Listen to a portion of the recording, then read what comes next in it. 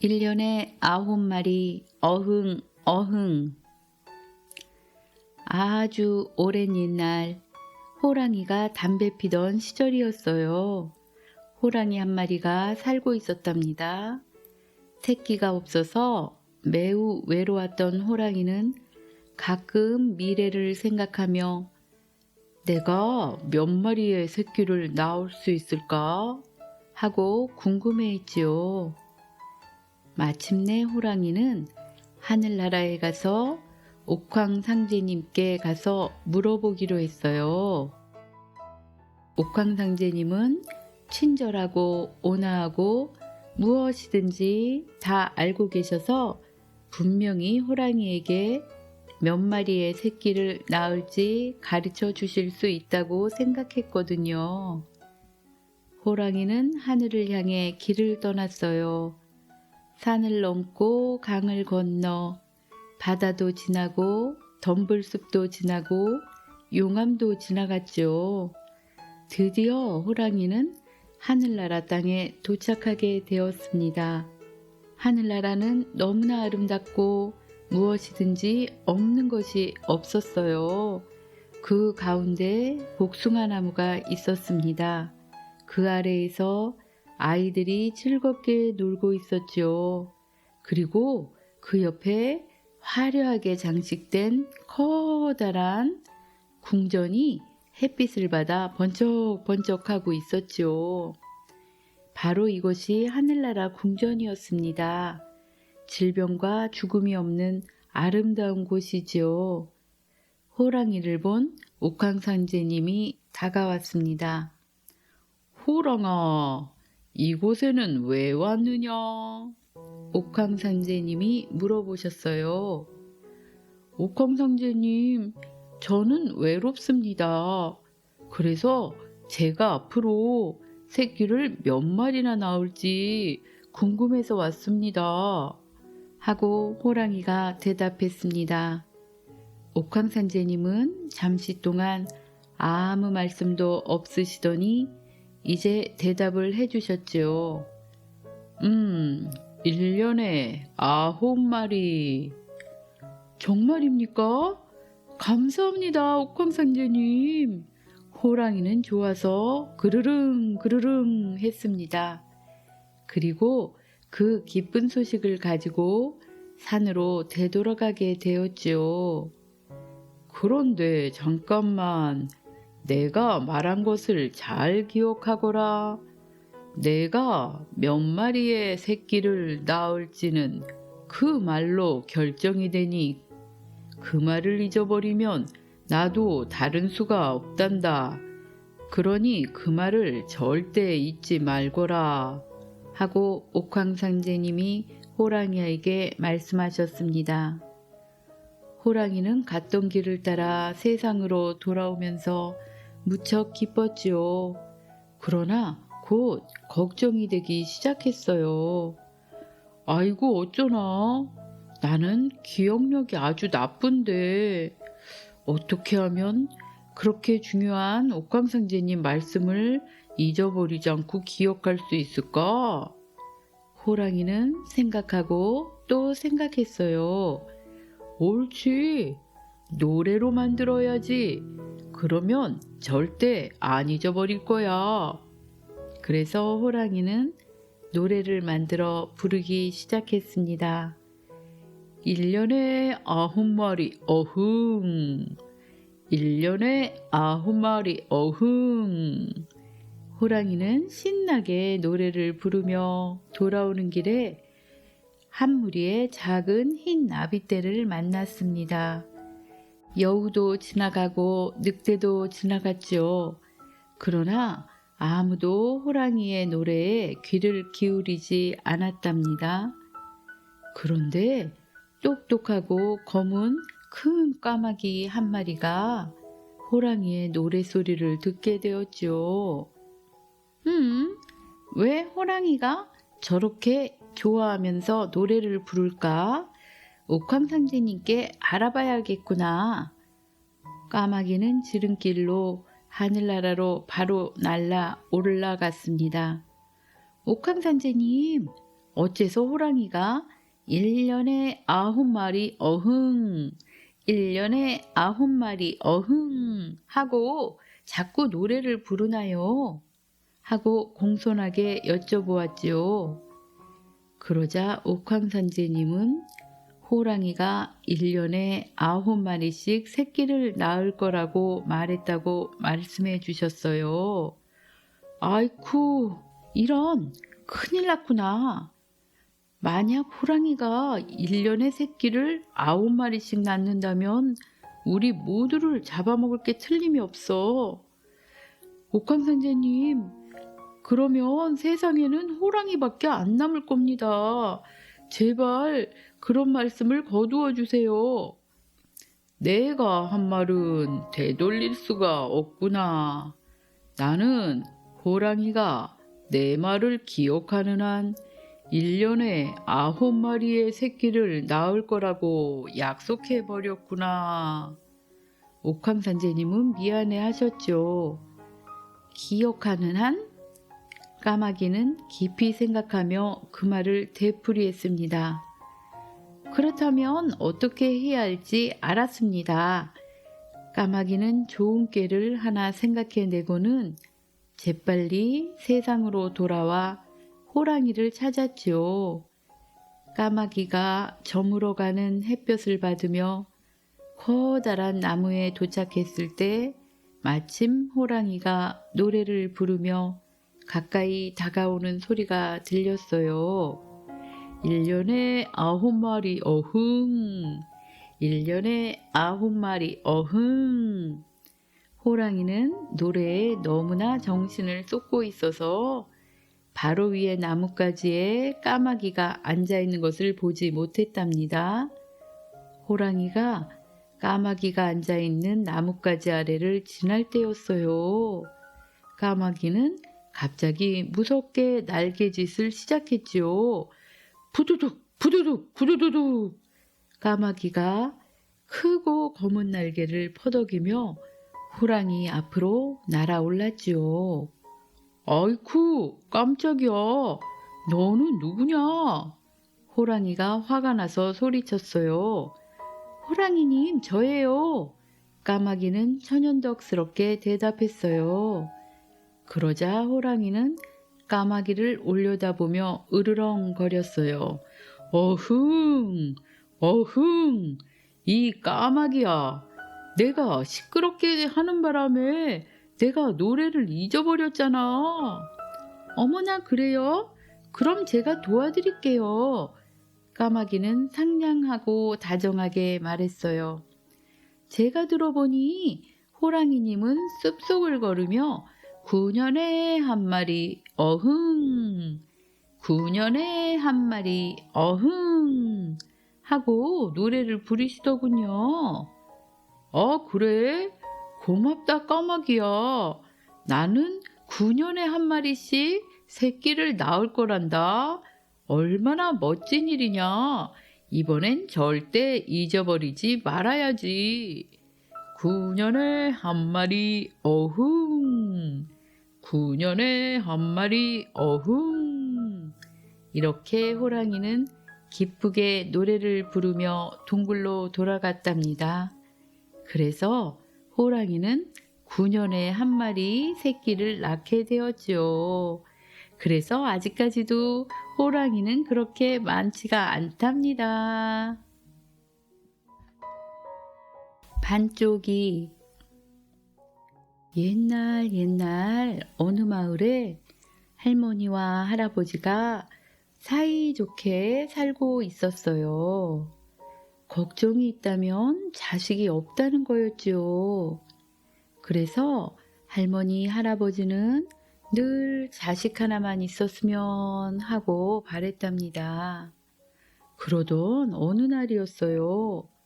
할머니 꿈에 수염이 허연 할아버지가 나타나서 뒤뜰 우물에 가면 잉어 3마리가 있으니 그걸 잡아서 고아 먹으면 아들을 낳게 될 것이다 하고 말을 하는 것이었어요. 깜짝 놀라 잠에서 깬 할머니가 할아버지한테 꿈 이야기를 하니까 할아버지도 똑같은 꿈을 꾸었다고 말하는 것이었어요. 할머니, 할아버지는 자식을 얻을 꿈이라며 좋아했죠. 다음 날, 날이 밝자마자 할머니, 할아버지는 쥐뜰 우물로 갔습니다. 우물 속에는 진짜로 커다란 잉어 3마리가 있었죠. 할머니, 할아버지는 얼른 잉어를 잡아 올렸습니다. 그때였어요. 어디선가 고양이 한 마리가 휙 나타나더니 잉어 한 마리를 빼앗아 달아나는 것이었어요. 할머니, 할아버지는 길을 쓰고 달려가서 고양이 입에 물린 잉어를 빼앗았죠. 하지만 이미 잉어 반토막은 고양이 입속에 들어가 버렸지 뭐예요. 그래서 할머니는 잉어를 2마리 반만 구워 먹게 됐지요. 그리고 10달이 지나니까 할머니는 새 쌍둥이를 낳은 것이에요.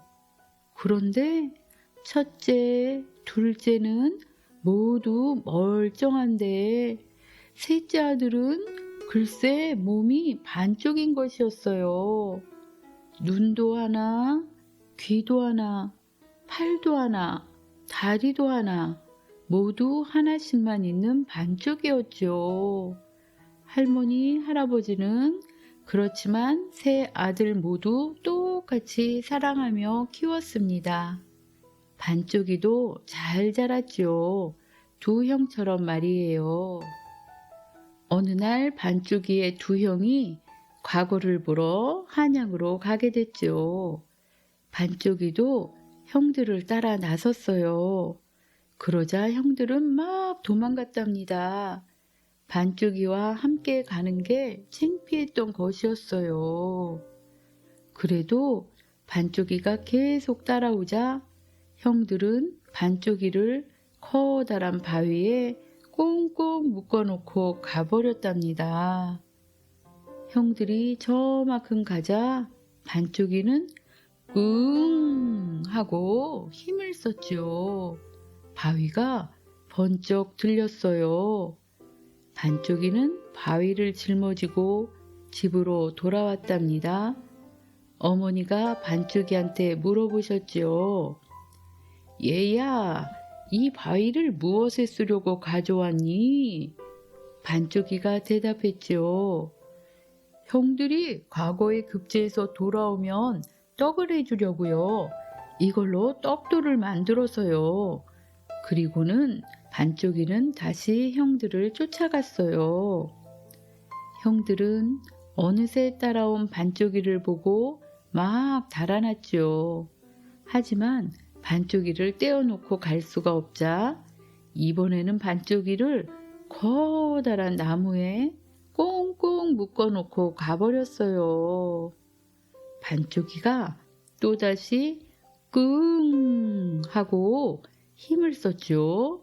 그러자 그 큰 나무가 뿌리째 쑥 뽑히는 것이었어요.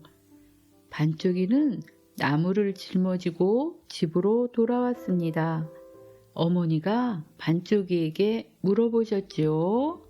얘야, 이 나무를 무엇에 쓰려고 가져왔니? 반쪽이가 대답했지요. 형들이 과거에 급제해서 돌아오면 떡을 해주려고요. 이걸로 떡방아를 만들면 좋겠어요. 반쪽이는 다시 형들을 쫓아갔어요. 반쪽이가 쫓아오자 형들은 기겁을 하고 막 달아났지요. 하지만 반쪽이를 떼어놓고 갈 수가 없자 이번에는 반쪽이를 칡넝쿨로 꽁꽁 묶어서 호랑이 굴에 던져놓은 것이에요. 반쪽이가 다시 끙 하고 힘을 썼죠. 그러니까 칡넝쿨이 우두둑 다 끊어졌답니다. 그때였어요. 어느새 호랑이들이 나타나 반쪽이에게 달려드는 것이에요. 첫 번째 호랑이가 달려들었어요. 반쪽이는 손가락으로 호랑이 머리를 탁 튕겼죠. 그랬더니 호랑이가 푹 꼬꾸라져 죽어버렸어요. 두 번째 호랑이가 달려들었어요. 이번에도 반쪽이가 손가락을 탁 튕기니까 푹 꼬꾸라져 죽었죠. 세 번째 호랑이가 달려들었어요. 이번에도 반쪽이가 손가락을 튕기니까 푹 꼬꾸라져 죽었답니다. 이렇게 해서 호랑이 굴에 있던 호랑이들은 모두 반쪽이에게 죽고 말았지요. 반쪽이는 죽은 호랑이 가죽을 벗겨서 짊어지고 집으로 돌아갔어요. 그런데 집으로 가는 길에 날이 저물었어요. 그래서 어느 부잣집에 가서 하룻밤 자고 가게 해달라고 했답니다. 부잣집 주인은 호랑이 가죽이 탐이 났어요. 그래서 호랑이 가죽을 뺏을 욕심에 반쪽이를 집에 묵게 하곤 내기를 걸었지요. 내 딸을 아무도 모르게 데리고 가면 내 자네를 사위로 담겠네. 하지만 못 데려간다면 그땐 호랑이 가죽은 몽땅 내 차지가 되는 걸세. 어떤가? 반쪽이는 바로 좋다고 했어요. 다음 날부터 부잣집은 난리가 났답니다. 반쪽이가 와서 딸을 데리고 갈까봐 말이지요. 식구들은 물론 하인들까지 밤에도 자지 않고 뜬눈으로 밤을 새웠어요. 이렇게 첫째 날, 둘째 날이 지났죠. 하지만 아직 반쪽이는 나타나지 않았어요. 셋째 날 밤이 됐어요. 부잣집 식구들은 이틀 밤이나 제대로 잠을 못 자서 모두 꾸벅꾸벅 졸고 있었답니다. 바로 그때 반쪽이가 나타났어요. 떡시루, 유황, 다듬이돌, 장구, 자갈, 빈대와 벼룩을 들고 말이에요. 먼저 대문 앞에서 잠든 두 사람의 상투를 서로 묶어놓고 지붕 위에서 잠든 사람들 머리엔 떡시루를 씌워놓고 부잣집 주인 수염에는 유황을 발라놓고 마님 허리에는 다듬이돌을 메어놓고 며느리 손에는 장구를 쥐어주고 아들 소매자락에는 자갈을 넣어두고 그리고 마지막으로 딸이 자는 방에 가서 빈대와 벼룩을 쏟아놨죠. 아 따가워! 아 따가워! 딸이 빈대와 벼룩을 피해서 방에서 뛰어나왔어요. 그러자 반쪽이는 방에서 나오는 딸을 얼른 들쳐업고 달아나면서 소리쳤답니다. 반쪽이가 이 집 딸을 업어간다. 이 소리에 모두들 깜짝 놀라 잠을 깼지요. 상투가 묶인 사람들은 서로 머리를 잡아당기며 외쳐댔어요. 내 상투 내놔라! 내 상투 내놔! 떡시루를 덮어 쓴 사람들은 벌벌 떨며 외쳤지요. 아이고, 하늘이 무너졌네. 하늘이 무너졌어. 부잣집 주인이 불을 켜려다가 수염에 불이 붙어서 아 뜨거워! 아이고 내 수염! 하고 소리를 질러대니까 아들이 불을 끈다고 팔을 휘두르는데 소매 속에 든 자갈이 부잣집 주인의 이빨을 몽땅 부러뜨리고 말았답니다. 마님은 놀라서 벌떡 일어서려는데 뒤에서 잡아당겨 일어날 수가 없자 이놈 반쪽아 내 허리 내놔라 내 허리 내놔. 며느리는 허둥대며 반쪽이를 잡으려다 장구만 덩덩 덩따 쳤지요. 반쪽이는 그 틈에 부잣집 딸을 데리고 올 수 있었지요. 결국 내기에 이긴 반쪽이는 부잣집 딸과 결혼을 해서 부잣집 사위가 됐어요. 그 뒤에 두 사람은 너무너무 행복하게 오랫동안 잘 살았답니다. 나귀 방귀. 옛날에 어떤 사람이 나귀를 타고 먼 길을 가게 되었어요. 나귀 등에 턱 올라앉아서 거드름을 피우며 갔지요.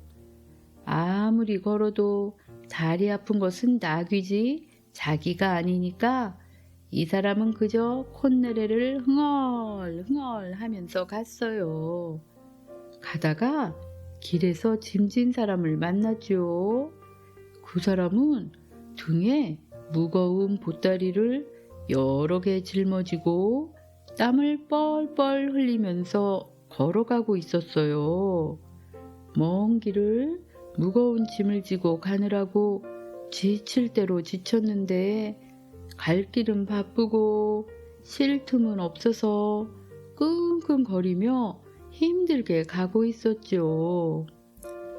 한 사람은 나귀 등에 앉아 끄덕끄덕 하며 가고 한 사람은 무거운 짐을 지고 헐떡헐떡 하며 갔어요.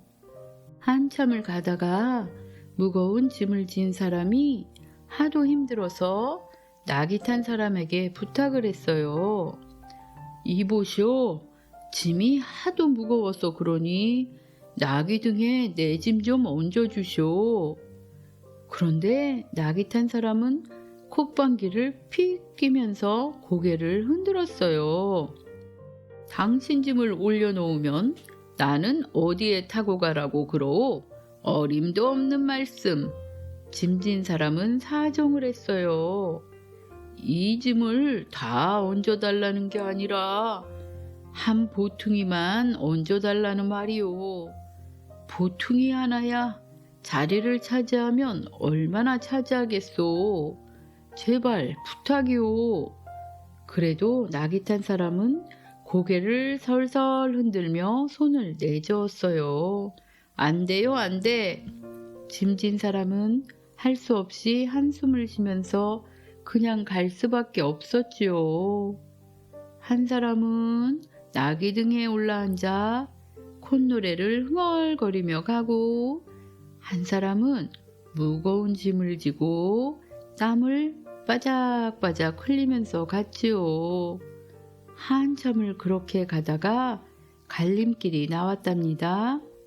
나귀 탄 사람은 왼쪽 길로 접어들고 짐진 사람은 오른쪽 길로 접어들었어요. 그런데 짐진 사람이 가다 말고 뒤돌아서더니 나귀 탄 사람을 불렀어요. 이보시오, 나귀 탄 양반.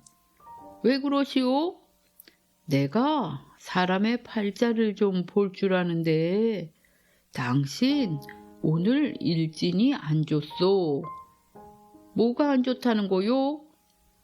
그 나귀가 방귀를 3번 뀌면 당신이 크게 다칠 거요. 그러니 조심하시오. 별 싱거운 사람 다 보겠네. 쓸데없는 참견 말고 갈 길이나 어서 가시오.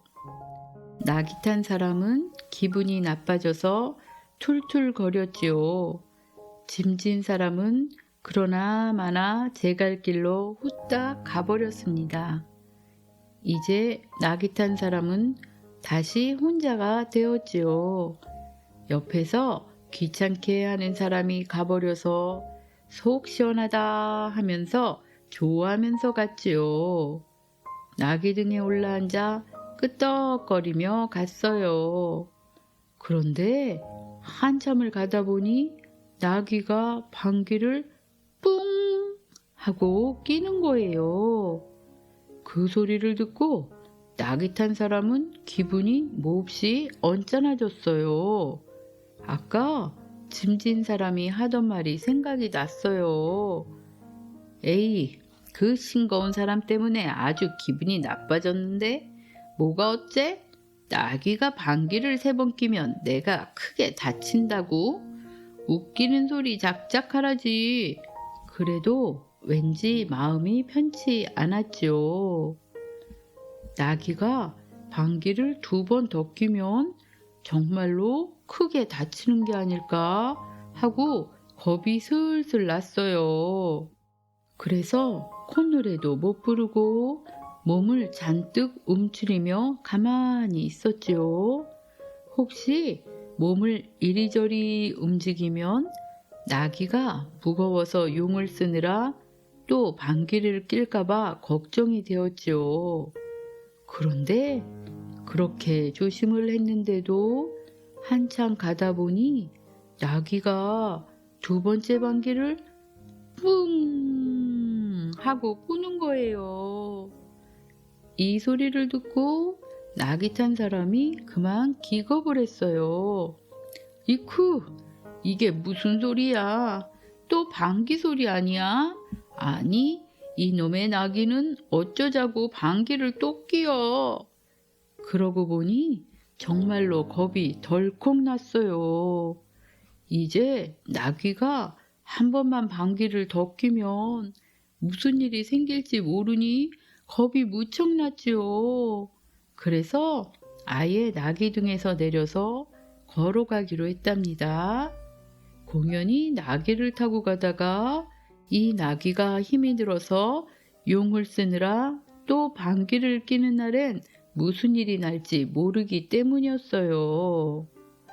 이 사람이 나귀 옆에서 고삐를 잡고 가만 걸으면서도 자꾸 힐끗힐끗 나귀의 눈치를 봤어요. 속으로는 나귀야, 제발 방귀 뀌지 말아라 하고 빌면서 말이에요.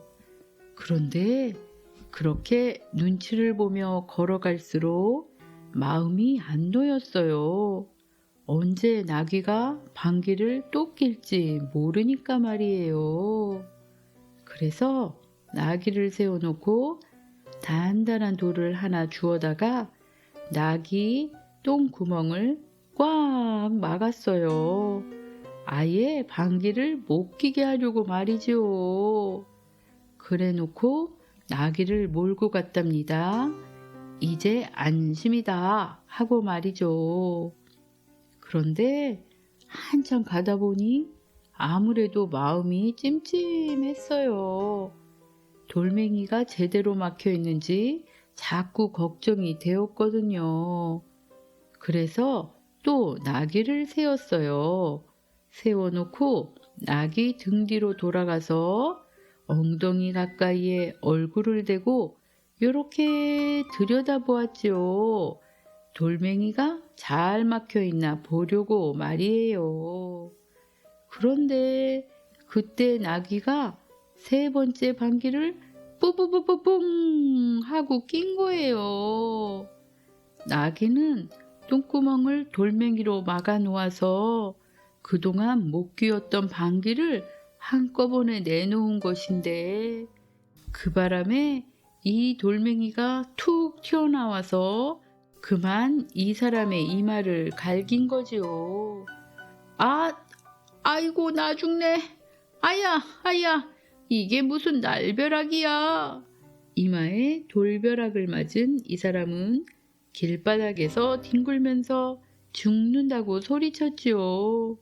그러니까 아까 그 짐진 사람 말대로 되었지요. 나귀방귀 3번에 크게 다친다고 한 말이 꼭 들어맞았지요. 신기한 점괘.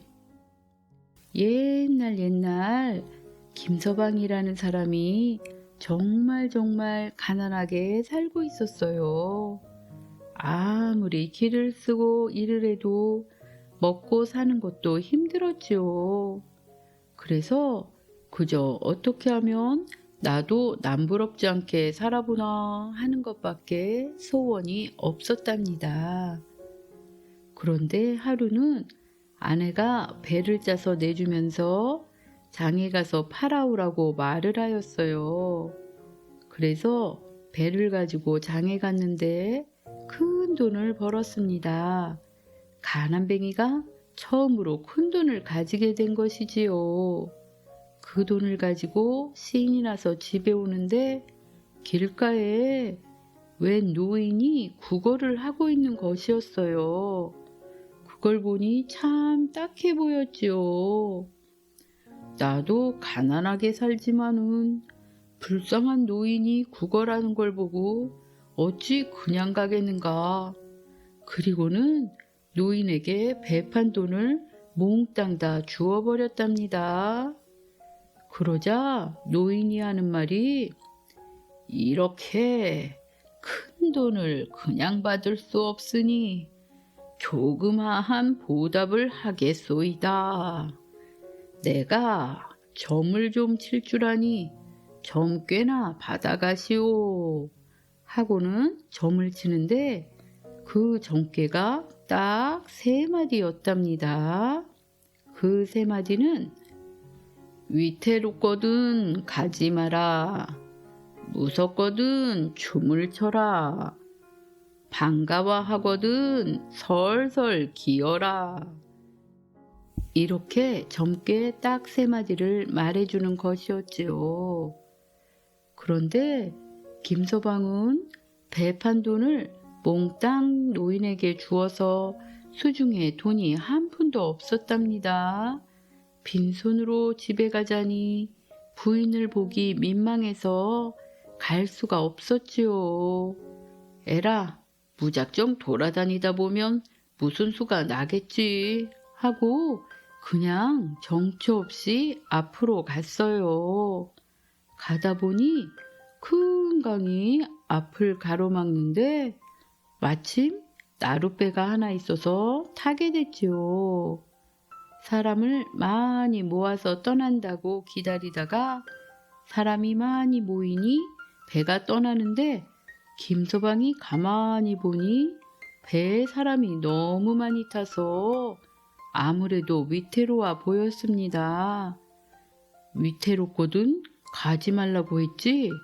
그런 생각이 나서 그냥 배에서 내려버렸지요. 그래서 배는 김서방을 내려놓고 가는데 이 배가 강 한가운데쯤 들어서니 갑자기 회오리 바람이 부는 것이었어요. 그 바람에 배가 기우뚱하더니 그만 뒤집히는 것이었지요. 그 배에 탄 사람은 다 물에 빠져 죽었답니다. 김서방만 살았지요. 이래서 목숨을 건져 또 앞으로 가는데 가다 보니 날이 저물었어요. 아주 깊은 산속이었죠. 앞이 보이지 않는 깊은 산속에서 날이 저물었으니 큰일이었습니다. 그런데 마침 그 산중에 동굴이 하나 보였어요. 저 굴에 가서 잠을 자면 되겠다 하고 그 굴에 들어갔습니다. 들어가 보니 허연 사발 같은 것이 마구 굴러다니고 발에 차이는데 주워서 가만히 들여다보니 글쎄 그게 모두 해골이었어요. 해골이 산지사방에 널려 있었지요. 김서방은 깜짝 놀랐습니다. 그런데 바로 그때 동굴 저 안에서 쿵덕쿵덕 하는 소리가 들리더니 무시무시한 괴물이 걸어오는 것이었어요.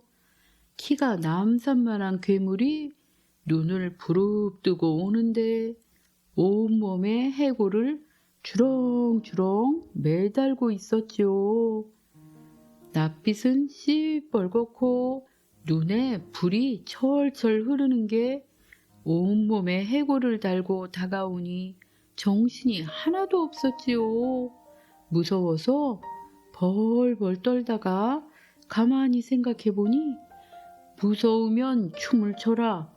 그 정깨가 탁 생각이 났습니다.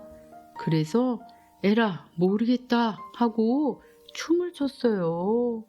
괴물을 앞에 두고 덩실덩실 춤을 추니까 이게 무슨 일일까요? 괴물의 몸이 점점 줄어드는 것이었어요. 남산만 하던 것이 점점 줄어들어서 돌미륵만 하다가 장승만 하다가 드디어 보통 사람만해졌지요. 얼굴도 시뻘겋다가 보통 사람 얼굴빛으로 돌아오고 눈빛도 불이 철철 넘쳐 흐르다가 순해졌지요. 그냥 얌전한 젊은이 얼굴이 된 것이에요. 그 젊은이가 말을 하는데 나는 본래 하늘에서 옥황궁을 지키는 문지기였소. 그런데 죄를 많이 지어서 상제님이 나를 흉측한 괴물로 만드셨다오. 그런 다음 이 괴물로 귀향을 보냈지요. 상제님께서 누구든지 내 놈 얼굴을 보고 춤추는 사람이 있으면 죄가 풀리리라 하셨는데 그동안 수많은 사람이 이 동굴에 들어와도 내 얼굴을 보면 기절하여 죽더니 오늘에야 당신이 춤을 춘 덕에 죄를 씻고 하늘로 올라가게 됐다오. 그 보답을 하고 싶으니 소원이 있으면 뭐든지 말해보시오. 이렇게 말을 하는 것이었어요. 그래서 김서방이 다른 소원은 없고 여지껏 너무 가난하게 살다 보니 남부럽지 않게 잘 살아보는 것밖에 소원이 없습니다. 이렇게 대답을 했지요. 그렇다면 이 산꼭대기에 있는 바위 중에서 동쪽으로 두 번째 바위 아래를 살펴보시오 하더니 말을 마치자마자 갑자기 구름이 자욱해지고 바람이 크게 일더니 그만 사라져 버리는 것이었어요. 언제 올라갔는지 모르게 하늘로 올라가 버린 것이지요. 그날 밤은 거기서 자고 이튿날 산꼭대기에 올라가 봤습니다. 아닌 게 아니라 바위가 여러 개였기에 그 중에 동쪽에서 두 번째 바위를 찾아 그 아래를 살펴봤어요. 보니까 거기가 산삼밭이었던 것이에요. 어린 아이만한 산삼이 몇십 개나 있었지요. 몇백 년이나 된 것이에요. 그걸 캐가지고 집으로 갔습니다. 배판 돈에 몇천 배가 되는 돈을 벌었으니 당당하게 집에 갔지요. 집에 가서 살인문을 열고 마당에 들어가니까 아내가 마루에 서 있다가 아이고 어디 갔다 이제 오세요 하고 반가이 맞아주는데 가만히 생각해 보니 반가워 하거든 설설 기어라 했던 말이 떠오르는 것이었어요. 그래서 다짜고짜 엎드려 설설 기었지요. 그렇게 기다 보니 마루 밑에 눈 두 개가 딱 마주치는 것이었어요. 도둑놈이 시퍼런 칼을 들고 마루 밑에 숨어 있다가 들킨 것이었답니다. 그걸 못 봤으면 영락없이 도둑놈 칼에 죽을 뻔했지요. 그래서 김서방은 도둑놈도 잡고 큰 부자가 되어 잘 살게 되었답니다. 세 마디 점괘가 다 잘 들어맞은 것이죠. 노인을 도와주어 복을 받고 오래오래 잘 살았답니다. 거짓말내기. 옛날 옛적에 높은 벼슬을 한 할아버지가 살고 있었어요. 할아버지는 나이가 들자 벼슬을 그만두고 한양집으로 돌아온 것이죠. 그런데 하루 종일 집에 있으려니 심심해서 견딜 수가 없었지요. 뭐 좀 재미있는 일이 없을까? 궁리를 하다가 생각해낸 것이 거짓말 내기였어요. 할아버지는 하인에게 종이 한 장을 주며 말했어요. 이것을 대문 밖에다 붙이거라. 내 입에서 거짓말이라는 소리가 3번 나오게 하는 사람에게는 돈 1000냥을 주겠다. 하인이 방을 붙이자 거짓말을 하면 돈 1000냥을 벌 수 있다는 소문이 순식간에 방방곡곡으로 퍼져나갔지요. 그리고 사람들이 여기저기서 몰려들기 시작했어요. 제가 여기 오다가 머리가 셋이고 팔이 6개 달린 사내 아이를 보지 않았겠습니까? 글쎄, 동해 용왕이 노인으로 변해서 두부를 팔고 있대요. 그 두부를 먹은 사람은 모두 아이가 된다네요. 몰려든 사람들은 얼토당토하는 거짓말을 해댔지요. 하지만 아무도 할아버지의 입에서 거짓말이란 말이 나오게 하지 못했답니다. 그러니 돈을 받아간 사람은 하나도 없었지요. 강원도 산골에 사는 한 총각이 이 소문을 들었습니다. 총각은 내기에 이길 자신이 있다며 바로 한양으로 올라왔어요.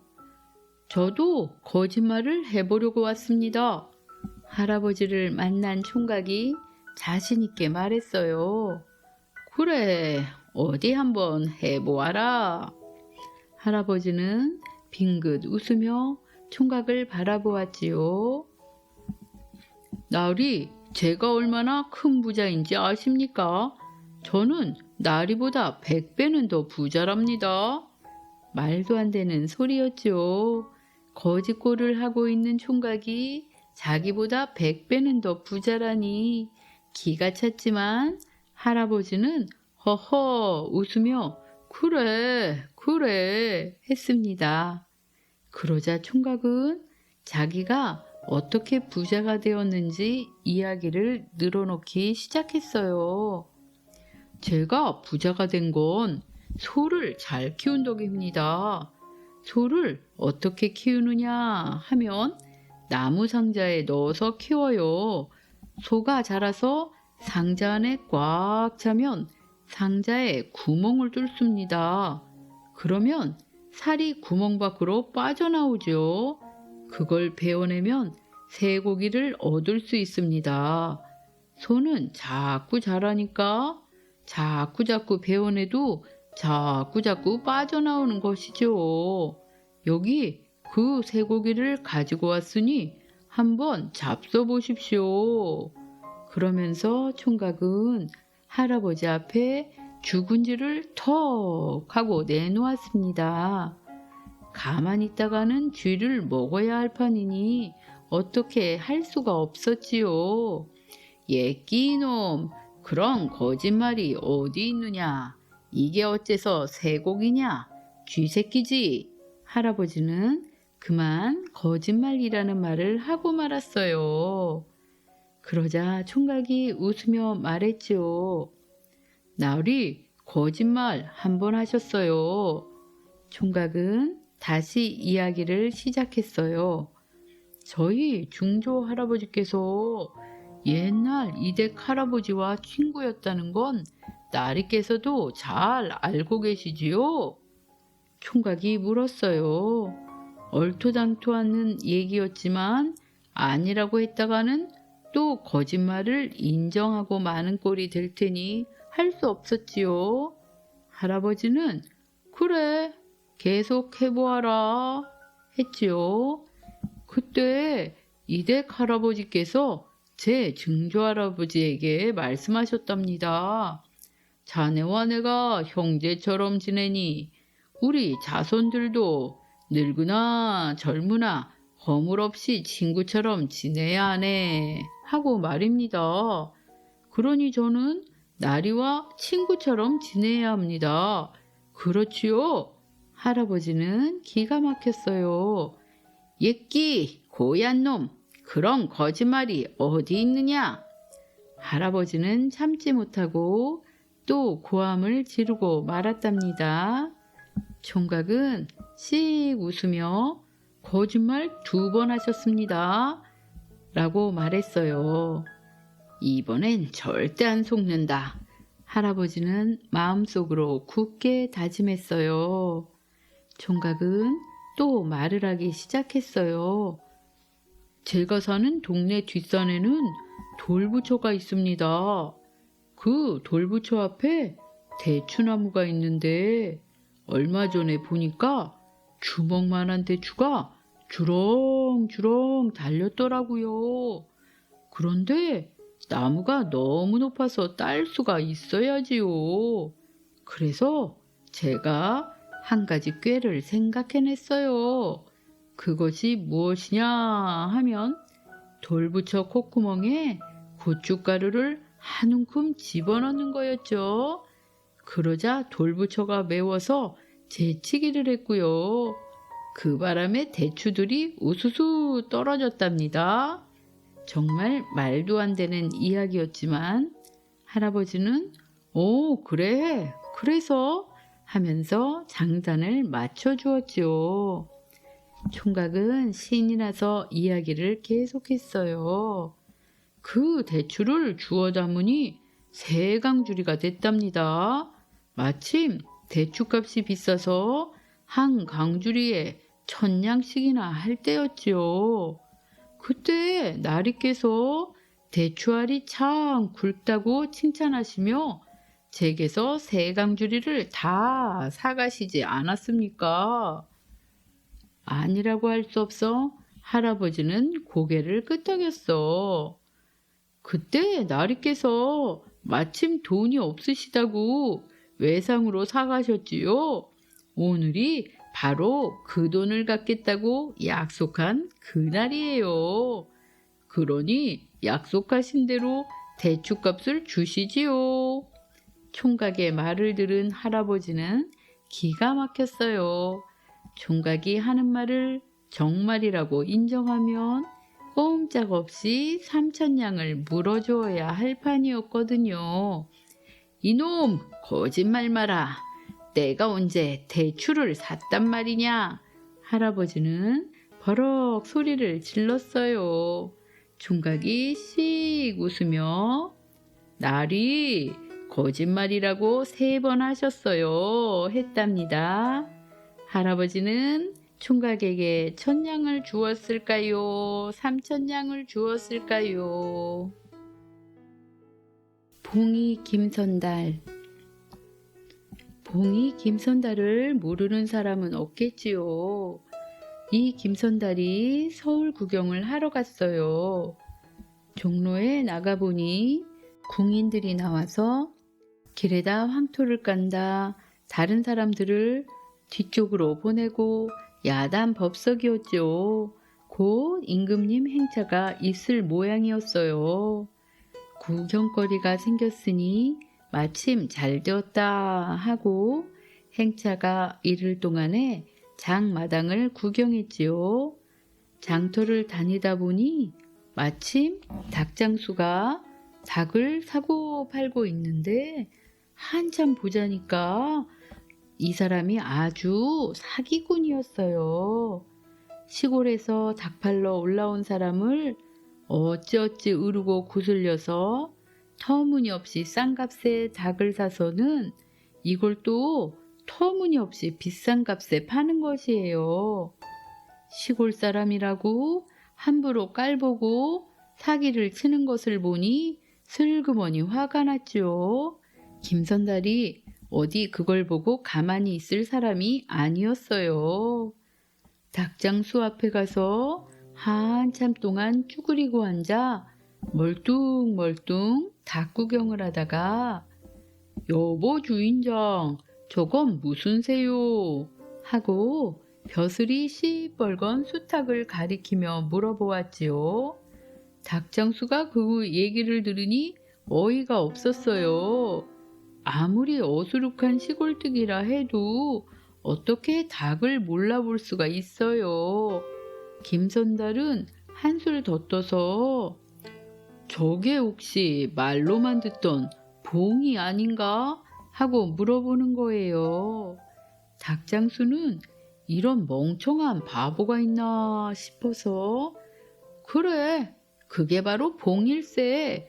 잘 알아보는군. 하고 말했지요. 김선달은 짐짓 고개를 끄덕거리며 군침을 삼켰지요. 값은 얼마나 가오? 아무래도 비쌀 테지. 이쯤 되니 닭장수도 슬그머니 욕심이 생겼지요. 저 촌뜨기를 속여서 횡재나 해볼까 하는 생각이 들었거든요. 20냥일세 사겠나? 아무리 큰 닭이라야 성냥이면 너끈히 사고도 남을 것을 닭장수가 아주 바가지를 씌우기로 작정을 했지요. 김선달은 비싸다 말도 없이 선뜻 엽전 20냥을 내고 수탉을 사더니 임금님 행차를 구경한다고 어슬렁어슬렁 큰 길로 나갔지요. 그때 임금님 행차가 오는지 물러거라 물러거라 하는 소리가 요란했거든요. 김선달이 무슨 생각을 했는지 수탉을 안고 얼른 길 한가운데로 나아가서 넙죽 엎드리는 거예요. 물러거라 소리가 나면 길 가던 사람도 피하는 법인데 도리어 길 한가운데로 나가서 행차를 가로막으니 그게 큰일이었죠. 나졸들이 달려들어 밀고 당기고 하는 통에 행차가 멎었어요. 임금님이 무슨 일인가 하고 물어보시니 김선달이 임금님 앞에 불려갔지요. 너는 어떤 백성인데 내가 가는 길에 방해를 하는 것인가? 예, 소인은 평양 사는 김가이온데 마침 서울 구경을 왔다가 봉을 한 마리 얻었습니다요. 이 귀한 것을 어찌 소인 같은 백성이 가지겠습니까? 마침 임금님 행차가 있다고 하길래 바치려고 가져왔습니다. 하고는 김선달이 수탉을 들어 올리는 것이었어요. 그래, 그것이 봉이란 말이냐? 예, 이걸 판 사람이 틀림없이 그렇게 말했습니다요. 임금님이 대충 사정을 알아차리고 사령들을 불러 엄명을 내렸어요. 너희들은 지체 말고 이 백성과 함께 저자에 가서 닭을 봉이라 속여 판 장사치를 잡아오너라. 사령들이 김선달을 앞세우고 닭전으로 가서 닭장수를 잡아왔죠. 내가 이 백성에게 봉을 팔았느냐? 닭장수는 일이 어떻게 이렇게 되었는지 금방 알아차려서 넙죽 엎드려 손이 발이 될수록 빌 수밖에 없었지요. 예, 그저 죽을 죄를 졌습니다. 저 사람이 닭을 보고 봉이 아니냐 하길래 농으로 봉이라 하였더니 저 사람이 사겠다 해서 20냥에 팔았습니다. 돈을 도로 돌려줄 테니 제발 용서해 주십시오. 하고 말하였지요. 듣고 있던 김선달이 펄쩍펄쩍 뛰면서 말을 했습니다. 거짓말이올시다. 저는 200냥을 주고 샀습니다. 닭장수는 20냥에 팔았다고 하고 김선달은 200냥을 주고 샀다 하니 임금님이 누구 말을 믿었겠어요. 닭장수는 처음부터 닭을 봉이라 속여 팔았고 김선달은 그 말에 속아 샀으니 아무도 닭장수 말을 안 믿었지요. 저놈이 얘까지 와서도 거짓말을 하는구나.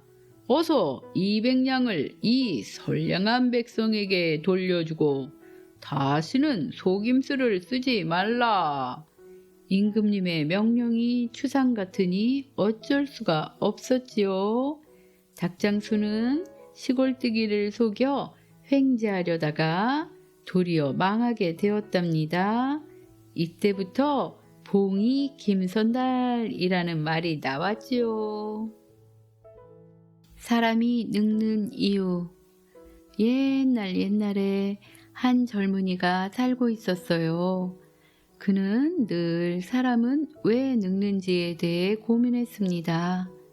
그것은 인생이란 도대체 무엇이고 행복이란 어떤 것을 말하는 것인가에 대한 질문이었지요. 그러던 어느 날이었어요. 마을을 산책하다가 주름살이 많이 잡힌 노인 한 사람이 지나가는 것을 보고 그에게 가까이 다가갔습니다. 저 노인이라면 인생을 많이 살았기 때문에 내가 궁금해하는 것에 대해 명쾌한 답을 해줄지도 몰라. 그렇게 생각하고 노인에게 다가가 말을 붙이자 노인이 대답해 주었지요. 미안하네. 나는 아직 인생을 덜 살았기 때문에 그 문제에 대해 답을 줄 수가 없구먼. 하지만 우리 둘째 형님이라면 나보다 오래 사셨으니 답을 해줄지도 모르지. 젊은이는 노인이 가르쳐준 둘째 형님이라는 사람을 찾아갔어요. 노인의 집을 찾아가서 문을 두드리니 아까 길에서 본 노인보다 젊은 노인이 나오는 것이었어요. 주인 어른을 뵙고 싶다고 하자 자기가 주인이라고 하는 것이었습니다. 젊은이는 깜짝 놀랐죠. 그 노인은 아까 길에서 본 노인보다 젊었기 때문이었어요. 아니, 어떻게 형님분이 더 젊으시죠? 어쨌든 이 노인이 아까 본 노인보다는 나이가 많다는 사실을 확인했기 때문에 젊은이는 자기가 궁금한 것을 물어보았습니다. 그랬더니 둘째 형님이라는 노인이 대답했지요.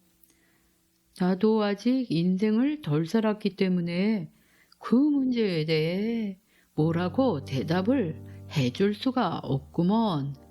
나보다는 우리 큰형님을 만나보게. 아마 그분이라면 대답을 해주실 수 있을 거야. 그래서 젊은이는 다시 큰형님이라는 노인의 집으로 찾아갔습니다. 그런데 더욱 놀라운 사실은 큰형님이라는 노인이 다른 동생들보다 훨씬 젊다는 것이었어요. 참 이상하군요. 저는 방금 두 아우님들을 만나고 오는 길인데 어찌해서 형님이라는 분들이 더 젊을 수가 있죠? 그러자 큰형님은 껄껄 웃으며 대답했습니다. 허허, 그 이유를 설명하자면 아주 복잡한데 그것을 이야기하자면 아주 길어지니까 내가 행동으로 보여주지. 큰형님은 젊은이를 안으로 들어오라고 했습니다. 그리고 자기 아내에게 큰 소리로 말했지요. 여보, 우리 집에 손님이 찾아오셨소. 잘 익은 수박 한 통만 내오시오. 그러자 큰형님의 아내는 아주 빠른 동작으로 잘 익은 수박 한 덩이를 들고 나와 탁자 위에 공손히 올려놓는 것이었습니다.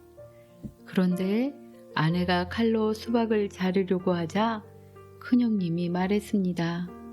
내가 보기에 이 수박은 잘 익은 것 같지 않은데 다른 수박으로 가져오시오. 아내는 일체 군소리 없이 가져왔던 수박을 들고 나갔다가 이내 다시 수박 한 덩어리를 들고 와 탁자 위에 살며시 놓았어요. 그러자 큰형님은 또 수박이 잘 익지 않은 것 같다며 다른 것으로 바꿔오라고 했지요. 아내는 다시 공손하게 대답하며 수박을 바꿔왔어요. 그러기를 수십 번 반복한 끝에 드디어 큰형님은 수박을 먹기 시작했답니다. 그런데 이상한 것은 큰형님 집에는 수박이 단 한 통밖에 없었다는 것이었어요. 즉 아내는 수박 한 통을 가지고 부엌과 거실 사이를 왔다 갔다 했던 것이죠. 수박을 다 먹은 뒤에 큰형님은 젊은이를 데리고 둘째 집으로 갔습니다. 둘째 아우는 형님을 반갑게 맞이하며 아내를 불렀지요. 여보, 형님이 오셨네. 잘 익은 수박 한 통 내오시구려. 그러자 둘째의 아내는 큰형님의 아내와는 달리 조금 퉁명스럽게 대답했어요. 그리고 아내가 수박을 갖고 나오자 둘째가 말했습니다. 여보, 이 수박은 잘 익은 것 같지 않으니 다른 수박을 내오구려. 아내는 남편의 말을 듣고 조금보다는 조금 더 퉁명스럽게 말하며 다른 수박으로 바꿔왔지요. 아내가 수박을 바꿔오자 남편은 다시 다른 것으로 바꿔오라고 했습니다. 그러기를 10번 정도 거듭하자 아내가 화를 내며 말했어요. 도대체 지금 뭐 하는 거예요? 이게 마지막이니 드시든지 말든지 마음대로 하시오. 젊은이가 부엌으로 가보니 그곳에는 모두 10통의 수박이 있었습니다. 큰형님은 다시 젊은이를 데리고 막내 아우의 집으로 갔어요. 젊은이가 처음 길에서 만난 그 노인의 집이었죠. 막내 아우도 큰형님을 반갑게 맞이했습니다. 그리고 아내에게 잘 익은 수박 한 통을 내오라고 말했지요. 막내의 아내는 매우 불쾌한 표정을 지으며 마지못해 수박 한 통을 들고 와 탁자 위에 턱 놓고 돌아갔어요. 그 행동을 본 막내 아우는 신경질을 내며 아내에게 버럭 소리를 질렀어요. 왜 이렇게 행동이 불순해? 큰형님이 손님을 모시고 오셨는데 말이야. 수박을 갖다 달래서 갖다 주었는데 내가 뭘 잘못했다고 이러는 거예요. 더구나 이 수박은 너무 오래된 것 같으니 싱싱한 것으로 바꿔와. 하지만 아내는 팔짱을 낀 채 꼼짝하지 않았습니다. 먹을 사람이 갖다 먹어요. 수박은 부엌에 쌓여 있으니까. 젊은이가 그 집 부엌에 가보니 정말 큼지막한 수박이 가득 쌓여 있었습니다. 막내 아우가 세 형제 중 가장 부자였기 때문에 먹을 것은 아주 많았지요. 젊은이는 그제야 고개를 끄덕였습니다. 사람이 늙는다는 것은 흐르는 세월 때문이 아니라 얼마나 행복하게 사느냐에 달려 있다는 것을 알게 되었던 것이지요. 제 논을 달라고 한 동생. 옛날에 어느 마을에 아버지하고 아들 둘하고 살았어요. 큰아들은 사람이 좋아서 부드럽고 순했지요. 거기에 비하면 동생은 다부지고 독하고 야무진 성격이었답니다. 아버지는 항상 큰아들을 걱정하셨어요. 이제 나이가 들어서 아버지가 돌아가셨답니다. 형제간에 장례를 치르고 있었지요. 동네 사람들이 모두 도와주려고 다 와서 일을 하는데 글쎄 형제간에 싸움이 벌어졌어요. 재산 싸움이었답니다. 형님, 이 앞에 논 한마디가 있지요. 아버지가 살아계실 때에 저를 준다고 했습니다. 제가 꼭 가져야겠어요. 지금 저를 주십시오. 지금 무슨 소리를 하는 것이냐? 아버님 장례 중이다. 아직 아버지 몸도 채 식지 않았구나. 장례를 치르고 이야기해도 안 늦으니 참아라. 사람은 뒷강 갈 때 다르고 올 때 다릅니다. 어서 주십시오. 동생은 계속 땅을 달라고 하였습니다.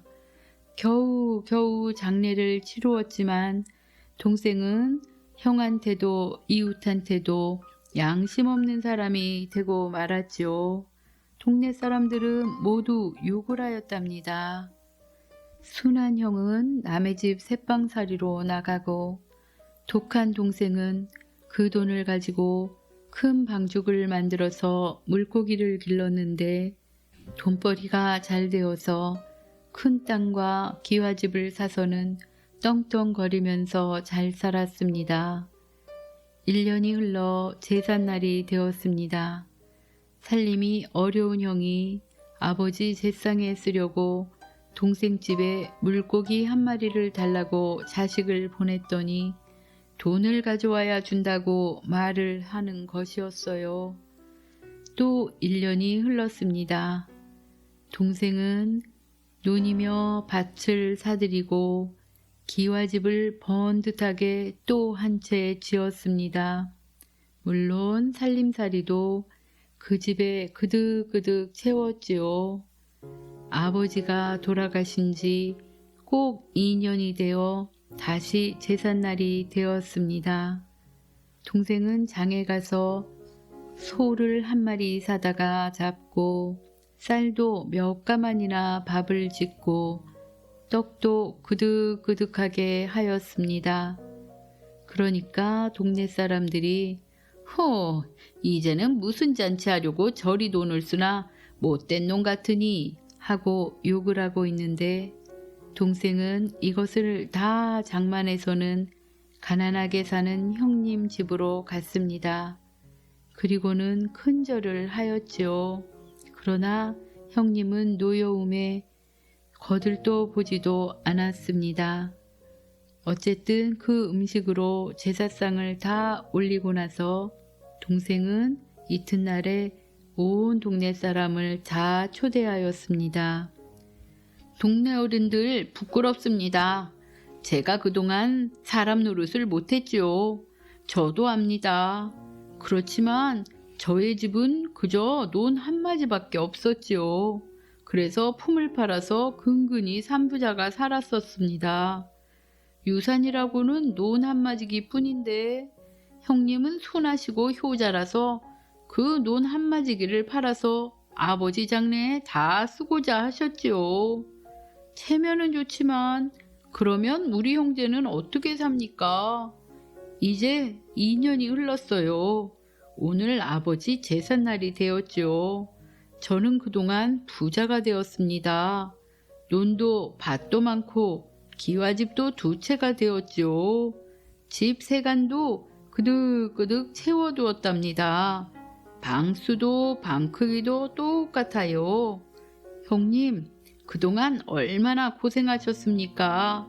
형제 사이에 전들 왜 형님 고생을 몰랐겠어요? 이것 보십시오. 형님네 방바닥이 집자리죠. 그리고 제가 가져온 이 집자리를 보세요.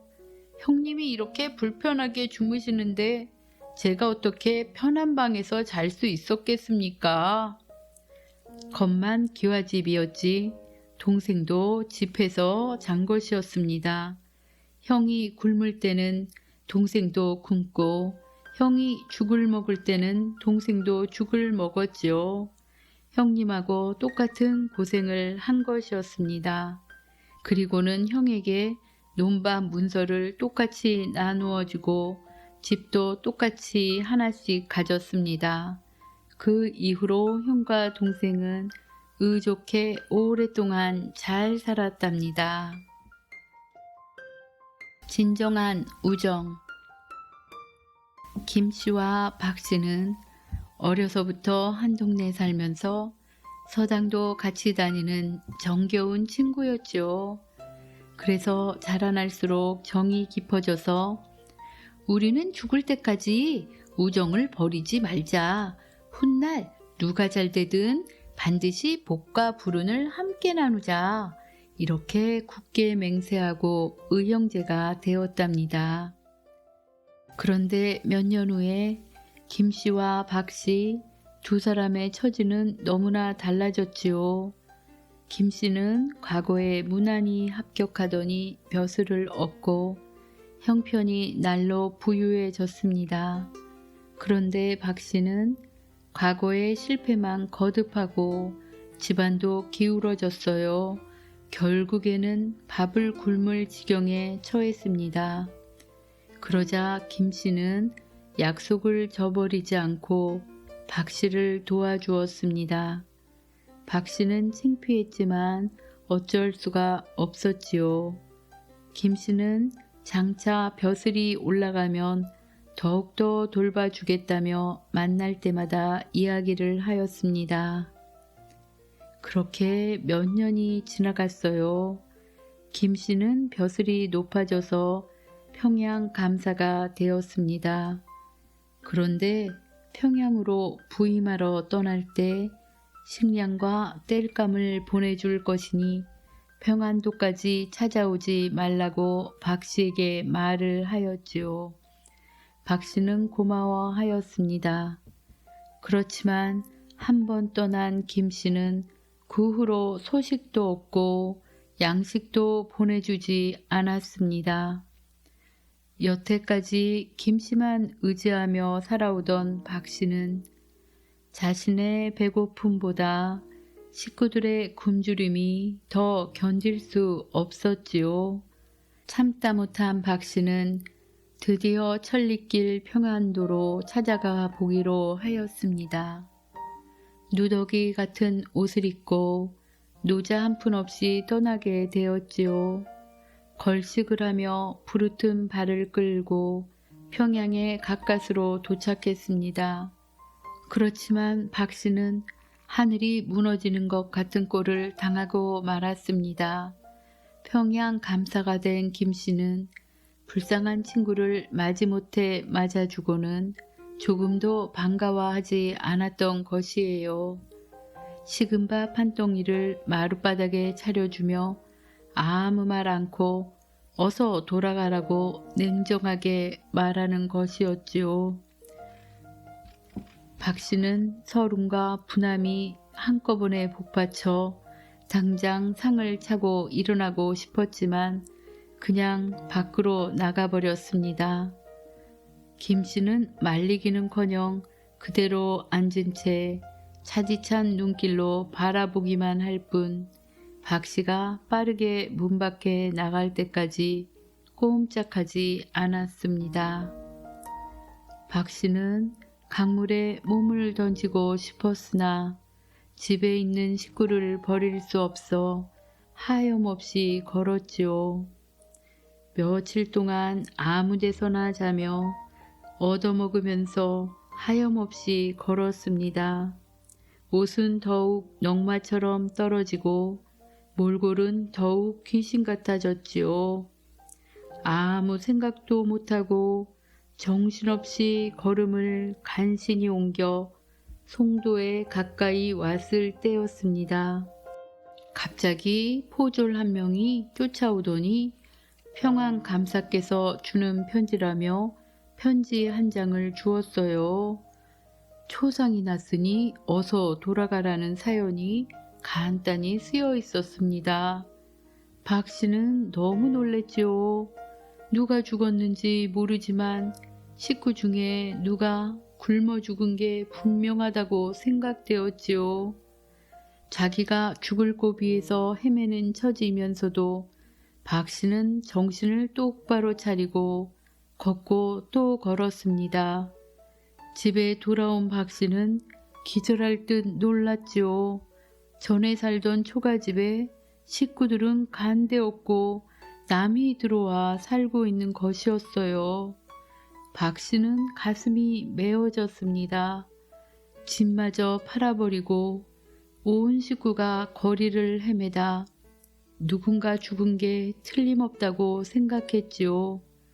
흐르는 눈물도 닦지 않고 한밤중에 거리를 정처 없이 돌아다녔습니다. 자종을 알리는 종소리가 들렸지요. 박 씨는 어느 집 대문에 기대서 주저앉았습니다.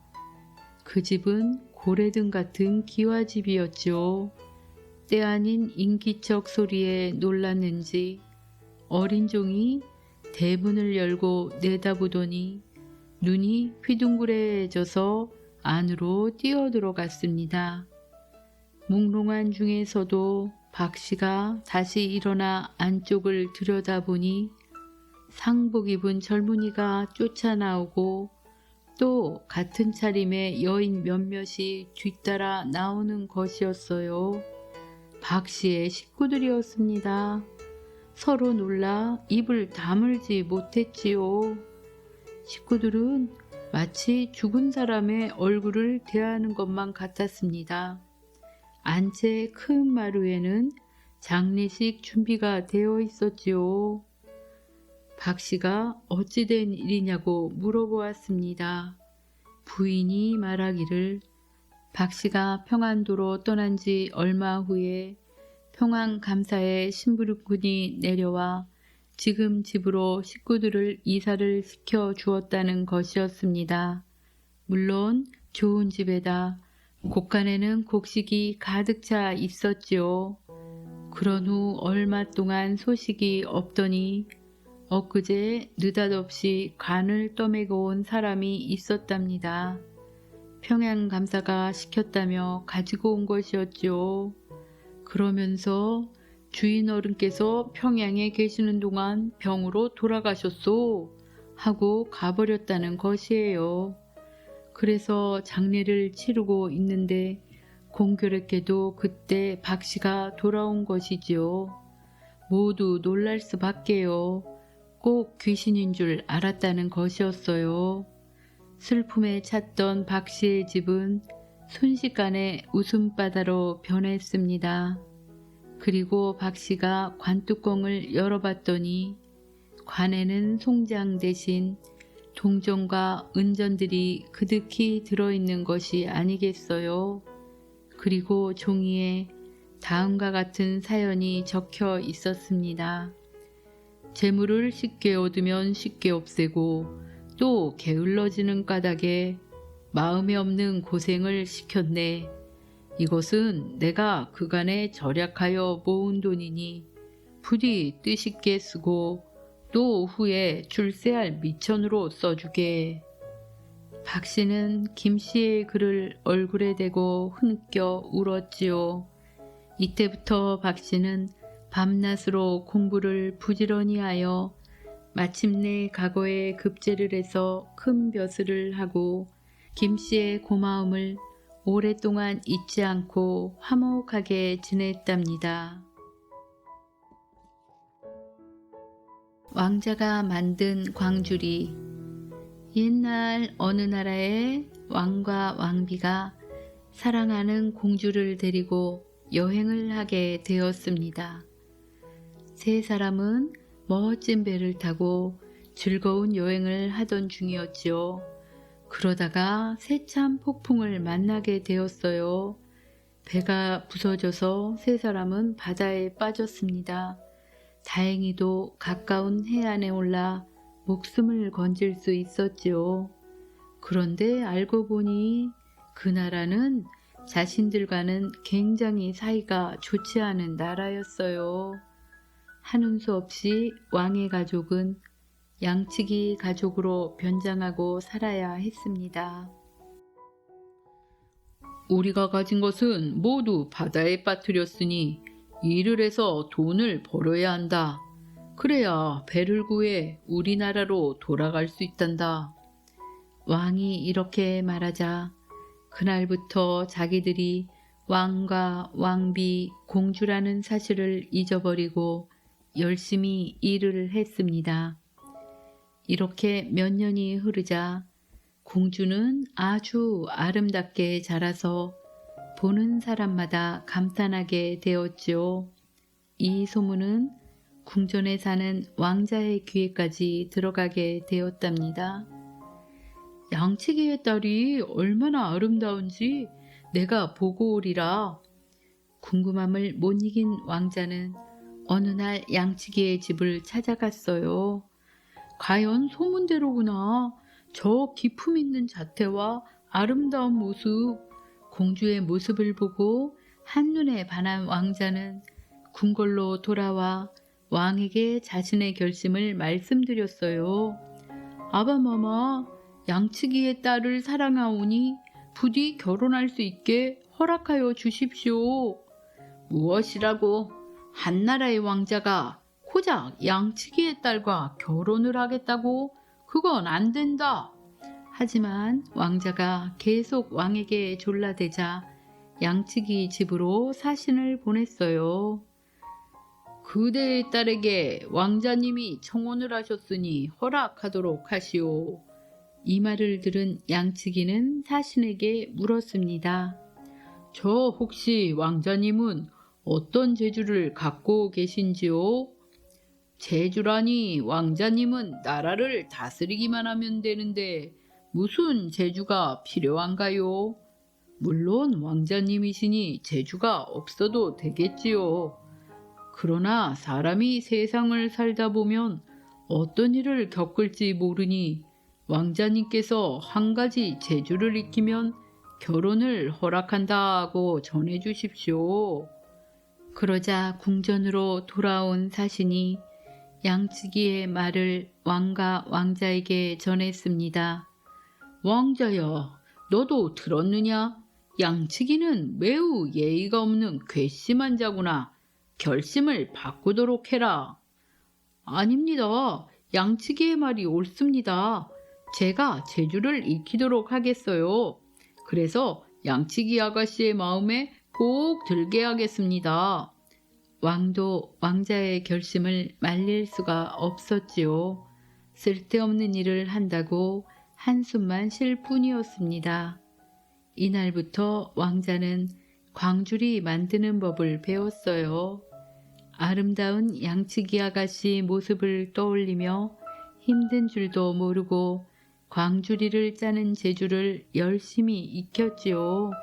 자, 이만하면 재주를 자랑할 만하겠지? 광주리를 제법 잘 만들 수 있게 된 왕자는 양치기의 집을 찾아갔습니다. 이만하면 재주라고 할 수 있겠지요?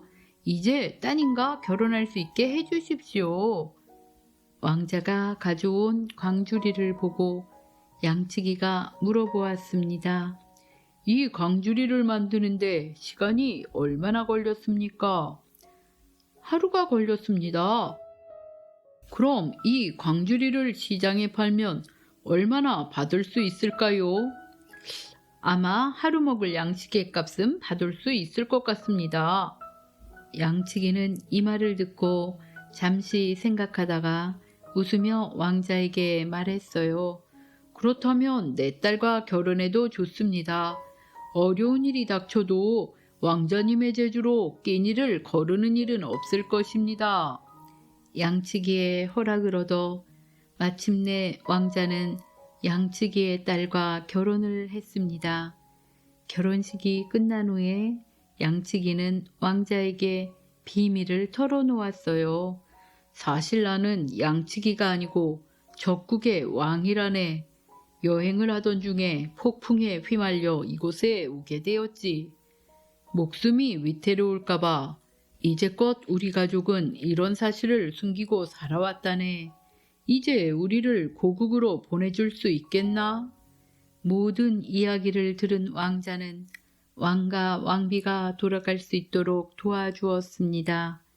그 후 전쟁을 벌이며 앙숙으로 지냈던 두 나라는 사이좋게 지내게 되었죠.